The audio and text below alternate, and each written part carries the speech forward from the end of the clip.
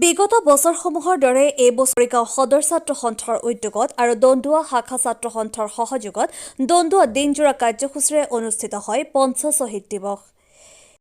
এই কাৰ্যসূচীৰ লগত সংগতি ৰাখি পুৱাৰ ভাগত বন্তি প্ৰজ্বলন, শ্বহীদ তৰ্পণ, স্মৃতি তৰ্পণ আৰু জিলা ছাত্ৰ সন্থাৰ সভাপতি দীপুল কুমাৰ নাথে পতাকা উত্তোলন কাৰ্যসূচী ৰূপায়ণ কৰে।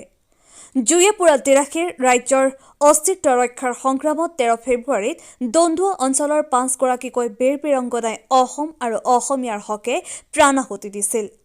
উক্ত মহান শ্বহীদসকলক স্মৰণ কৰাৰ লগতে তেওঁলোকৰ পৰিয়ালবৰ্গক তেতিয়াৰে পৰা বৰ্তমানলৈকে ছাত্ৰ সন্থাৰ উদ্যোগত 13 ফেব্ৰুৱাৰী দিনটোত সম্বৰ্ধনা জ্ঞাপন কৰা হয়।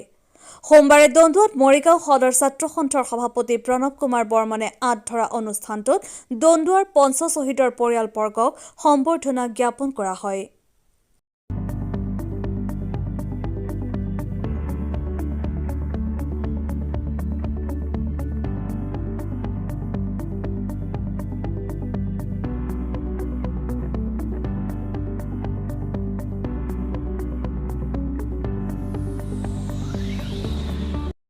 এই 13 ফেব্ৰুৱাৰী শ্বহীদ দিৱস বিগত বছৰসমূহৰ দৰে এই বছৰো আমি মৰিগাঁও সদৰ ছাত্ৰ সন্থাৰ উদ্যোগত দন্দুৱা শাখা ছাত্ৰ সন্থাৰ সহযোগত আমি প্ৰত্যেক বছৰৰ দৰে এই বছৰো এই শ্বহীদ দিৱসটো আমি পালন কৰিছোঁ।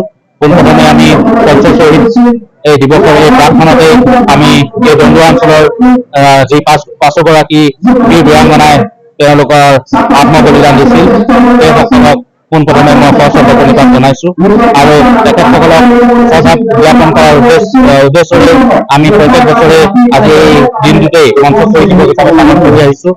আৰু আমাৰ প্ৰথম কাৰ্যসূচী আছিলে পতাকা উত্তোলন কাৰ্যসূচী, ইতিমধ্যে আমাৰ হৈ গৈছে। তাৰপিছতে আছিলে শ্বহীদ তৰ্পণ কাৰ্যসূচী আৰু তাৰপিছতে স্মৃতি সভাৰে আমি মৰিগাঁও সদৰ ছাত্ৰ সন্থাৰ এই 5 গৰাকী শ্বহীদৰ পৰিয়ালক সম্বৰ্ধনা জ্ঞাপন কৰিছোঁ।